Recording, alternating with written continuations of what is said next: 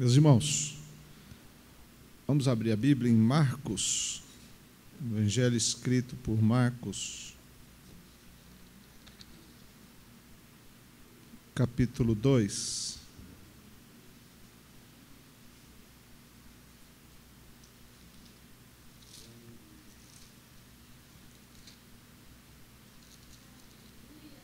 Vamos ler a partir do verso de número 1. Evangelho segundo Marcos, capítulo 2, versículo 1.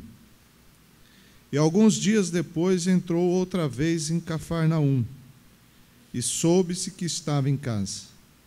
E logo se ajuntaram tantos, que nem ainda nos lugares junto à porta eles cabiam, e anunciava-lhes a palavra. E vieram ter com ele, conduzindo um paralítico trazido por 4. E não podendo aproximar-se dele por causa da multidão, descobriram o telhado onde estava, e fazendo um buraco, baixaram o leito em que jazia o paralítico. E Jesus, vendo-lhes a fé, disse ao paralítico: Filho, perdoados estão os teus pecados.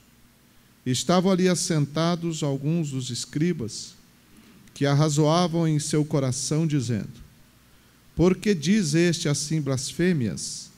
Quem pode perdoar pecados, senão Deus? E Jesus, conhecendo logo em seu espírito que assim arrazoavam entre si, lhes disse: Por que arrazoais sobre estas coisas em vosso coração? Qual é mais fácil? Dizer ao paralítico: Estão perdoados os teus pecados? Ou dizer-lhe: Levanta-te e toma o teu leito e anda? Ora, para que saibais que o Filho do Homem tem na terra poder para perdoar pecados, disse ao paralítico: A ti te digo, levanta-te, toma o teu leito e vai para a tua casa. E levantou-se, e tomando logo o leito, saiu em presença de todos, de sorte que todos se admiraram e glorificaram a Deus, dizendo: Nunca tal vimos. Amém. Nós vamos falar nessa noite sobre Jesus e o perdão de pecados. Jesus e o perdão de pecados. É evidente a realidade do pecado. Não dá para ignorar esta realidade. O pecado não é um conceito puramente teológico, uma palavra usada nas igrejas, ou em livros religiosos, ou até mesmo na Bíblia Sagrada. Não é algo abstrato, mas algo plenamente perceptível. É uma realidade no nosso mundo. É impossível não ver o pecado. Impossível. Qualquer pessoa que pense pelo menos um pouco em relação à humanidade, às pessoas, ao mundo em que vive, vai chegar à conclusão que alguma coisa está errada nesse mundo. Alguma coisa está, ou alguma não, muita coisa está fora de lugar. Qualquer pessoa sensata vai chegar à conclusão que as coisas não deveriam ser assim. Essa é uma visão, acredito eu, que tanto a pessoa culta como a pessoa sem tanta cultura, a simples ou a mais letrada, não importa, se olhar o comportamento das pessoas, as atitudes do ser humano, as ações que o ser humano pratica, vai chegar à conclusão que as coisas não deveriam ser como são. E não deveriam mesmo. Porque Deus não criou o mundo e a humanidade para ser o que é. Algo aconteceu na humanidade, esse algo é o pecado. Pecado, ele traz as suas terríveis consequências. E a gente percebe essa realidade, não dá para ignorar. Não dá para ignorar. Como que pode um ser humano cometer os mais terríveis crimes?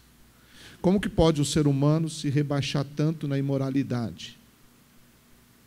Agir até como se fosse um animal irracional. Como pode um ser humano abusar da própria mulher que lhe deu à luz? Como pode um ser humano violentar o fruto do seu próprio, da sua própria vida? Como pode o ser humano não valorizar o outro, não respeitar? Como pode o ser humano ter tanta sede de poder, ser tão ganancioso, querer tanto dinheiro? Nós vivemos escândalos sobre escândalos no nosso país, um atrás do outro. E o que assusta é que pessoas roubam milhões e não se contentam. Querem roubar mais milhões. Porque para eles parece que não dá. Eu vi uma reportagem esses dias atrás, e o repórter entrevistava um corrupto. E o repórter perguntou assim: mas vocês não ficam preocupados? Vocês não têm medo, não têm sentimento que vocês estão pegando dinheiro de merenda escolar? Vocês estão deixando crianças sem comer, vocês estão deixando pessoas doentes sem remédio, vocês deixando pessoas morrerem. E aquele corrupto disse assim: a gente não se preocupa com nada disso. Nós só queremos amanhecer no outro dia e saber o que fazer para pegar mais.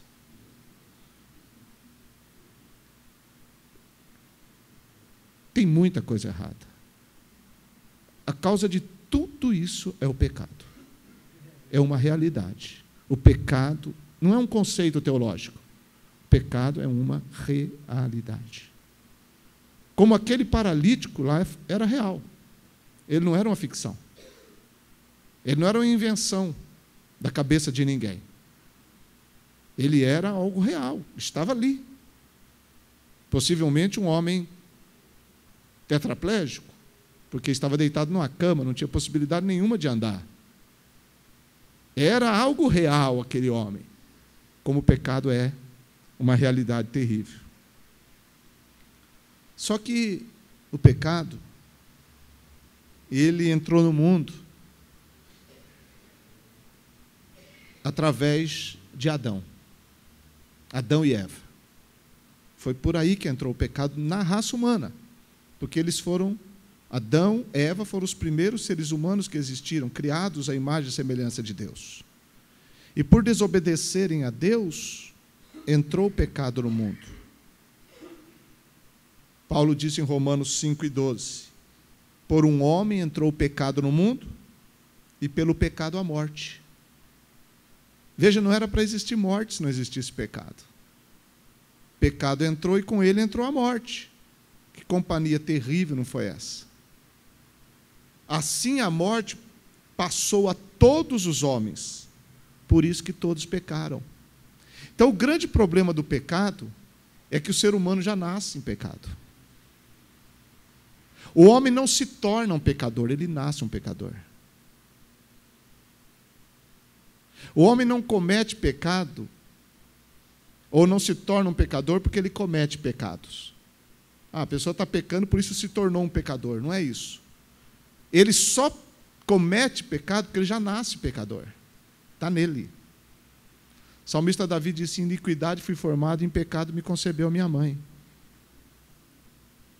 É o que a teologia chama de pecado original. Todos já nascem. Por isso que a Bíblia diz que não há um justo, nenhum sequer. Romanos 3:23 diz que todos foram destituídos da glória de Deus. Todos, todos, todos.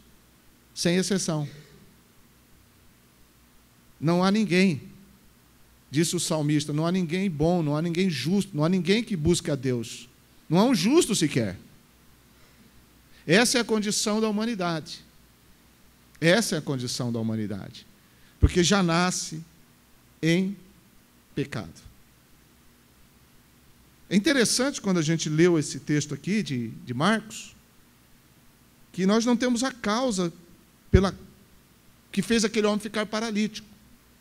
Nós só temos a descrição que ele era paralítico, deitado numa cama e não podia andar. Mas não temos a causa. Então, possivelmente esse homem já nasceu assim. Ele não se tornou um paralítico, já nasceu paralítico. Essa é a situação do homem. Ele já nasce pecador. Já nasce em pecado. Essa é a situação do ser humano. Por isso que o ser humano é uma raça caída. É um ser caído. Porque já nasce, já vem de Adão e passa para todo ser humano. Não tem como fugir dessa realidade. Ninguém pode fugir. Ninguém.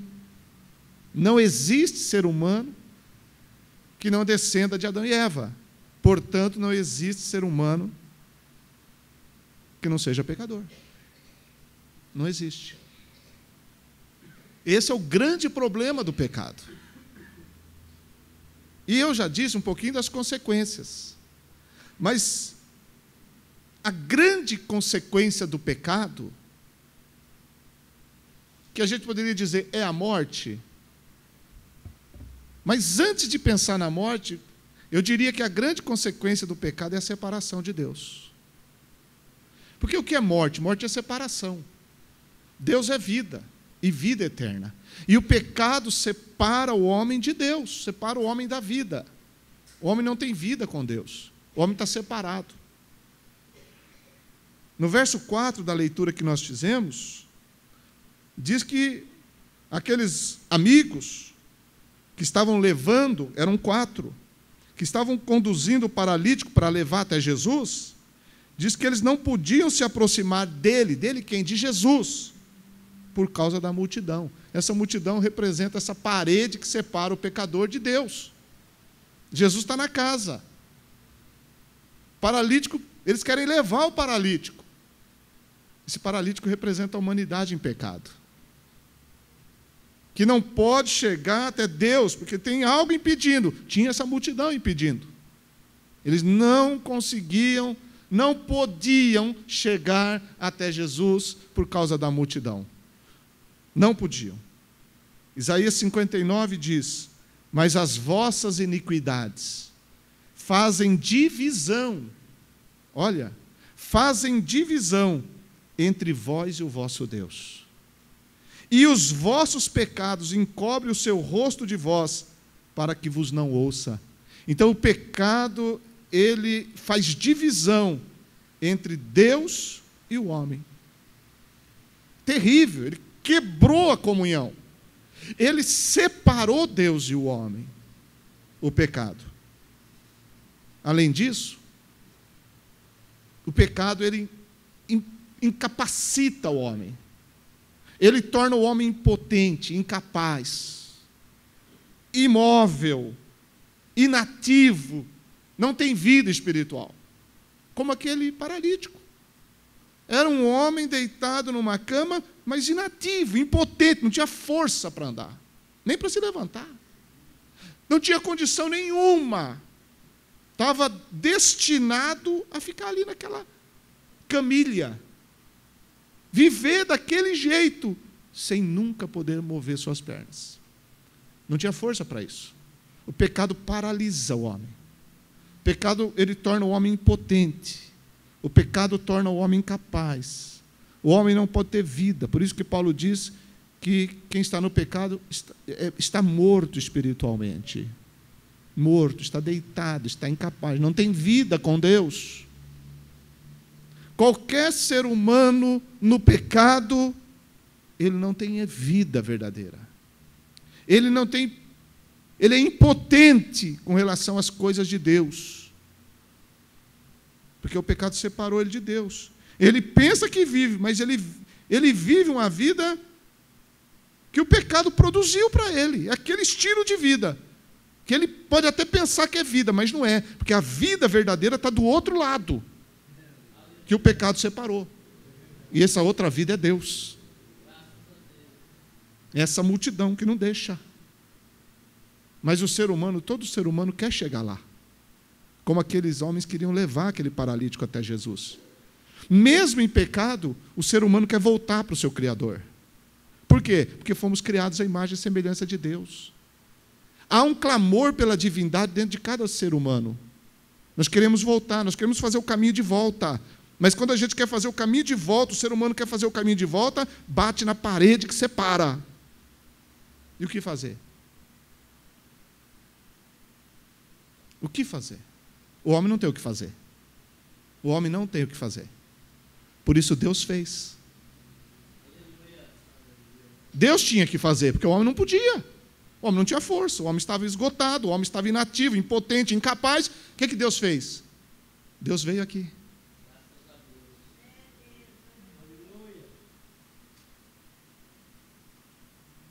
Diz o verso 1, e alguns dias depois entrou outra vez em Cafarnaum, e soube que estava em casa. No original, esse em casa quer dizer que ele estava à vontade. Cafarnaum representa essa terra, esse mundo. Jesus em casa, ele estava à vontade. Ele veio a essa terra, o Filho de Deus veio a esse mundo, se sentiu à vontade, para que ele pudesse estar presente aqui, para fazer o que o homem não podia fazer, que era trazer o perdão para o homem. O homem não tinha como se perdoar, o homem precisava ser perdoado. Mas para o homem ser perdoado, ele não podia chegar até Deus, então Deus veio. Deus veio aqui. O evangelista João diz que o Verbo se fez carne e habitou entre nós. Esse habitar entre nós quer dizer que ele é como se ele fez um tabernáculo terreno e morou nele. Então, o corpo de Jesus era o tabernáculo de Deus entre nós. Ele veio aqui. Ele esteve aqui, nessa casa de dores. Porque quando ele estava na casa em Cafarnaum, juntou tanta gente. Por quê? Porque Deus atrai. Deus chegou. E Deus atrai. E quando aquelas pessoas queriam buscar, a solução estava dentro daquela casa. Era Jesus ali dentro, era Deus presente ali. Então aqueles homens só tinham uma arma para usar: a fé. Porque sem fé é impossível agradar a Deus. Eles tinham que se aproximar de Jesus. Então eles se esforçaram. E o se esforçar dele foi um ato de fé. Era muito comum que as casas daqueles dias, e essa casa aqui, possivelmente era a casa de Pedro, onde Jesus costumeiramente ia. Era comum ter uma escada do lado de fora, e o telhado das casas daqueles dias eram planos, eram feitos de vigas transversais de uma parede à outra, e essas vigas sobre essas vigas eram colocadas blocos de barro queimado ou seco. Eram colocadas aquelas placas colocadas sobre aquelas vigas. Imagine uma laje. Uma laje que tem as vigas e depois eles colocavam placas de barro queimado ou seco sobre aquelas vigas. E por cima eles colocavam palha úmida e deixavam ali para refrescar um pouco mais. Então o que acontece? Era comum também nas casas daqueles dias, as pessoas, quando estava muito quente dentro de casa, eles subiam para o telhado para ficar ali. E às vezes estava tão quente que eles dormiam no telhado. Então o que acontece? Aqueles 4, como não tinham como passar pela multidão, eles buscaram a escada externa, subiram em cima do telhado, tiraram a primeira camada de palha, arrancaram algumas placas daquele telhado, o suficiente para abrir um buraco e desceram o paralítico naquela cama até onde Jesus estava.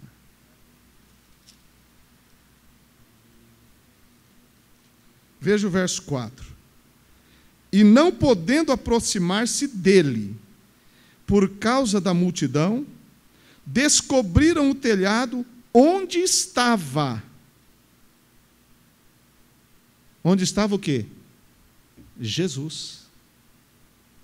Eles abriram o buraco cuidadosamente, exatamente no lugar onde Jesus estava, porque eles precisavam descer o paralítico exatamente aonde Jesus estava. Isso é fé.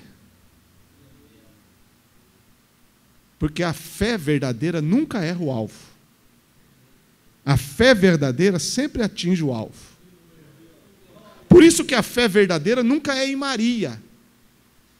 Nunca é em santo. Pedro estava ali, os outros estavam ali, mas eles não desceram na frente de Pedro, na frente de mais ninguém. Desceram na frente de Jesus, porque a fé verdadeira leva a Jesus. Não leva a Pedro, não leva a João, não leva a Maria, não leva a ninguém. Leva a Jesus. E eles, quando descem Jesus ali, diz que Jesus viu a fé deles. Vendo-lhes a fé. Aquele esforço deles era um esforço de fé. Eles viram, e Jesus viu fé ali. Outros poderiam ver apenas esforço. Jesus viu fé, porque só Deus vê fé. Sem fé não se aproxima de Deus. E para receber perdão dos pecados também precisa-se andar pela fé. Sem fé não recebe perdão também. Por isso que a pregação do Evangelho é essa: arrependei-vos e crede. A fé está junto. Ide por todo o mundo e pregai o Evangelho a toda criatura. Né? Aquele que crê. Crê e foi batizado. Está ali, não tem jeito do homem alcançar perdão se ele não crê na mensagem do Evangelho. Jesus estava pregando naquele dia ali, ele anunciava a palavra. Ele anunciava a palavra. A fé do homem deve ser a fé do Evangelho, a fé que leva a Jesus, a fé que conduz a Jesus, a fé da qual o próprio Cristo é autor e consumador dela, essa fé que leva a pessoa certa, que tem o perdão, porque só Deus tem o perdão. O salmista disse: o perdão está contigo para que sejas temido. Só Ele tem o poder de perdoar, mais ninguém tem. Perdoar o homem, porque o homem pecou contra Ele, e só Ele pode perdoar o homem. Jesus viu a fé daqueles homens e, consequentemente, a fé do paralítico. Viu-lhes a fé. Não viu dos 4, viu de todos. Porque o paralítico teve que ter muita fé. Ou não? Teve que ter. Até mais que os outros. Para ficar ali pendurado e descendo. Ele se arriscou. Mas a fé é correr risco. Mas quando você corre risco em direção de Jesus, o acidente não atinge você. Porque quando você corre riscos pela fé na direção de Jesus, a cama vai assentar certinha na frente dele. Não vai acontecer acidente. E aí entra o poder de Jesus para perdoar pecados. Quando Jesus viu a fé, Jesus olha para o paralítico e disse: filho, perdoados estão os teus pecados. Quando Jesus disse: perdoados estão os teus pecados, Jesus estava tomando para si uma prerrogativa que os escribas entendiam que era só de Deus. Por isso que diz o verso 7: por que diz este assim blasfêmias? Quem pode perdoar pecados senão Deus? E os escribas estavam certos nessa parte. Certíssimos. Quem pode perdoar pecados senão Deus? Eles estavam certos. Mas eles não estavam certos quando eles diziam que Jesus blasfemou. Aí eles não estavam certos. Mas quando eles diziam que quem pode perdoar pecados senão Deus? Aí eles estavam certos. Só que o grande problema deles é que eles não viam o poder de Deus em Jesus. Eles não queriam ver que Jesus de Nazaré fazia o que fazia pelo poder de Deus. Na verdade, eles não queriam ver e não conseguiam ver que ali estava o próprio Deus. Eles não queriam ver. Eles não queriam ver. E o verso 8 diz: Jesus, conhecendo logo em seu espírito, aqui fala da onisciência do próprio Senhor Jesus Cristo. Pela sua própria onisciência ele soube. E outra coisa, quando Jesus diz, perdoados estão os teus pecados, aquilo na cabeça de muita gente foi uma afronta ao templo. Foi uma afronta ao sacerdócio. Por quê? Porque eles entendiam que para alguém ser perdoado tinha que ir para Jerusalém, tinha que ir para o templo, tinha que levar sacrifício. Tinha que passar por um processo todo de perdão, ritual. Não era assim que funcionava? Agora, Galileia, Cafarnaum, uma casa e um pregador novo. Não é nem escriba, não é nem fariseu, não é nem da descendência de sacerdotes, não tem nada a ver com o culto do templo em Jerusalém, onde o perdão está lá, é lá que recebe perdão, é lá no templo, tem que levar sacrifício, tem que chegar diante do sacerdote, tem que fazer tudo isso. Agora, numa casa simples, rodeada de gente, Jesus abre a boca e diz, perdoados estão os teus pecados. Isso é uma afronta ao sumo sacerdote. Isso é terrível. Terrível. Mas nesse momento, Jesus estava dentro daquela casa, mostrando a sua autoridade divina. Ele estava revelando ali para quem quisesse ver quem ele era, o Deus perdoador de pecados. Quando ele disse, perdoados estão os teus pecados, o verbo quer dizer que ele mandou embora, que ele afugentou. É como se você tivesse num lugar, tivesse um cachorro entrando assim, no portão da sua casa, assim, você está ali, e você não quer aquele cachorro ali, e você fala, passa, vai embora, e o cachorro dá no pé e desaparece. O verbo no original quer dizer exatamente isso. Quando Jesus disse, perdoados estão os teus pecados, ele estava pondo para correr os pecados daquele homem. Ele estava afugentando os pecados daquele homem. Por isso que no Salmo 103, verso 12, o salmista diz assim, assim como está distante o Oriente do Ocidente, assim afasta de nós as nossas transgressões. E Jesus estava cumprindo esse texto ali naquele dia, na casa em Cafarnaum.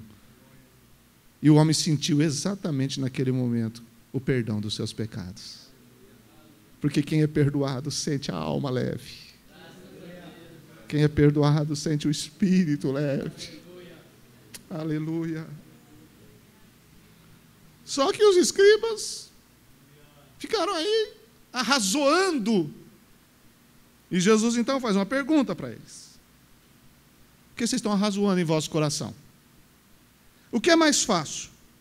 Dizer ao paralítico, estão perdoados os teus pecados? Ou dizer, levanta-te, toma o teu leite e anda? O que é mais fácil? Ora, dizer, perdoados estão os teus pecados, é uma coisa invisível, ninguém vê. Ninguém vê. Mas sente. Quando o peso do pecado saiu dos seus ombros, você não sentiu um fardo indo embora? Não sentiu a alma livre como um pássaro que canta, livre, liberto? Como é gostoso o perdão de Deus. Mas só sabe quem sente, quem experimenta. Deixei todo o meu fardo aos pés da cruz. Entreguei ali. Foi embora. Jesus tirou todo o fardo pesado. A alma descansou. A alma sentiu o alívio. O paralítico sentiu, sem dúvida, não tenha dúvida. Quando Jesus disse, perdoados estão, vai embora, pecado. E foi naquela hora. Esse é o perdão de Deus. Diz que ele lança no mar do esquecimento. Vai embora, desaparece, acaba. Quando Deus perdoa, não sobra resquício nenhum de pecado. Tudo vai embora. Esse é o perdão poderoso de Deus que nós recebemos na nossa vida. Oh, glória a Deus. Mas, dizer, levanta, toma o teu leito e anda, aí a coisa é visível. Só que para Deus não tem nada difícil. Haveria alguma coisa difícil ao Senhor? Ele falou lá na cabana de Abraão. Quando Sara riu, quando Deus disse, visitarei, Sara terá um filho. E Sara riu. E Deus falou assim, haveria alguma coisa difícil para o Senhor? Tem coisa difícil para Deus? Nós não vemos o que acontece no mundo espiritual, o perdão do pecado, mas Deus vê. Mas nós não. Ali ninguém viu nada. Jesus falou, perdoados estão os teus pecados. Para ele foi fácil. E só ele sabe o que aconteceu. E o paralítico sentiu. Mas os outros ficaram ali. Falou, mas para que vocês saibam. Porque quando você recebe o perdão dos pecados, você tem que crer e você tem que saber que você foi perdoado. Tem que ter certeza que foi perdoado.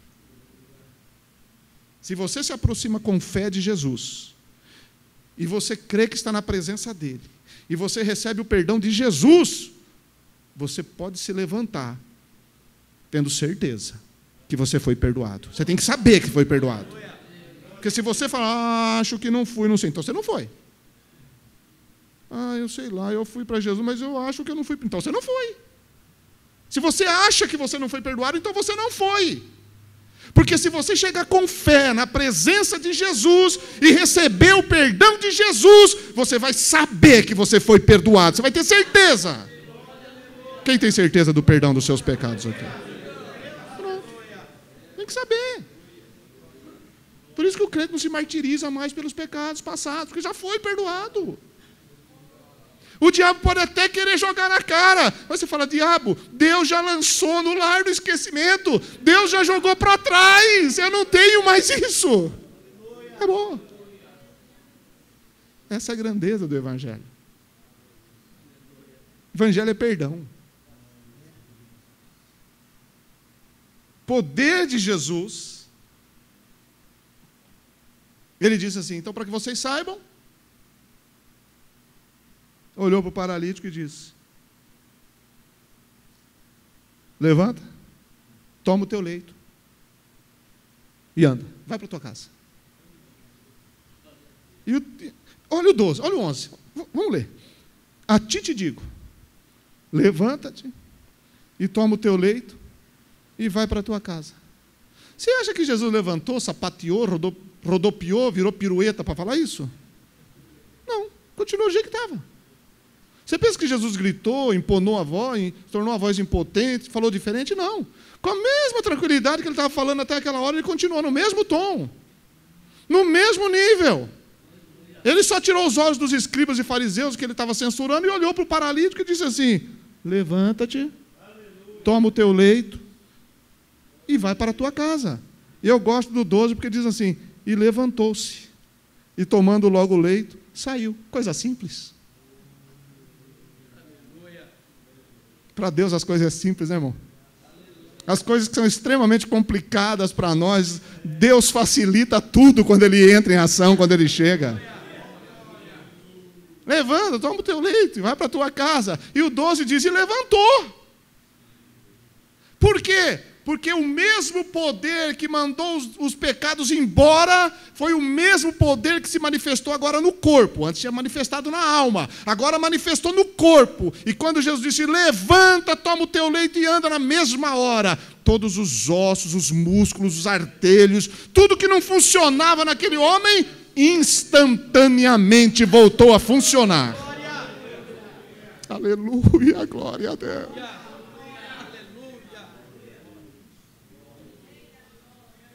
Levantou e foi.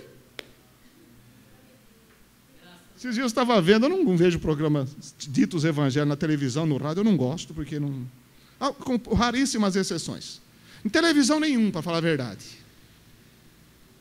Mas um dia eu estava passando a televisão e eu vi que o pastor estava curando uma pessoa velhinha que estava sentada numa cadeira de roda, e a pessoa disse que andava com dificuldade. Ele falou, pois agora você vai andar. E orou e pegou na mão da pessoa e falou, anda. E a pessoa teve dificuldade para se levantar, ele falou, em nome de Jesus, anda. E ficou forçando, aí a pessoa saiu. E ele, olha, irmãos, olha, povo de Deus, o que Jesus faz é maravilha. E o povo regozijando de alegria, com um pobre de um velho arrastando o pé. Depois não aguentou, voltou e sentou. Você pensa que aconteceu o que aqui? Você pensa que ele saiu se arrastando, todo torto? Não. Você pensa que ele saiu engatinhando? Jesus falou, olha, curei, mas daqui a pouco ele melhora. Não! Foi radicalmente curado naquele momento. Perfeito! Meus irmãos, Deus não faz nada pela metade, Deus faz tudo perfeito, completo, de uma forma maravilhosa. Poder de Jesus que liberta. Olha, o pecado não impede, o pecado não imobiliza, o pecado não trava, o pecado não dá força, é impotente. Pois bem, quando ele foi perdoado, agora ele está liberto. O perdão de Jesus liberta. A pessoa pode andar, a pessoa pode servir. Agora tem vida, tem vida, tem vida. Volta para casa, mas volta para casa diferente, porque volta para casa transformado, volta para casa perdoado, volta para casa mudado. Agora pode andar com Deus, agora pode falar com Deus, agora pode ouvir Deus, agora pode entender Deus, agora pode cultuar a Deus. Aleluia, aleluia, glória a Deus. Agora pode ter comunhão com Deus, agora tem vida. Agora tem vida. Esse é o maior milagre do Evangelho, o milagre do perdão dos pecados, que nos liberta diante de Deus, pelo poder de Jesus Cristo. Aleluia. E por último, esse perdão é tão glorioso, que quem recebe é tão impactado, que gera em nós obediência. Por que gera obediência? Porque exatamente o que Jesus mandou ele fazer, ele fez. Jesus disse, levanta, toma o teu leito e vai para casa.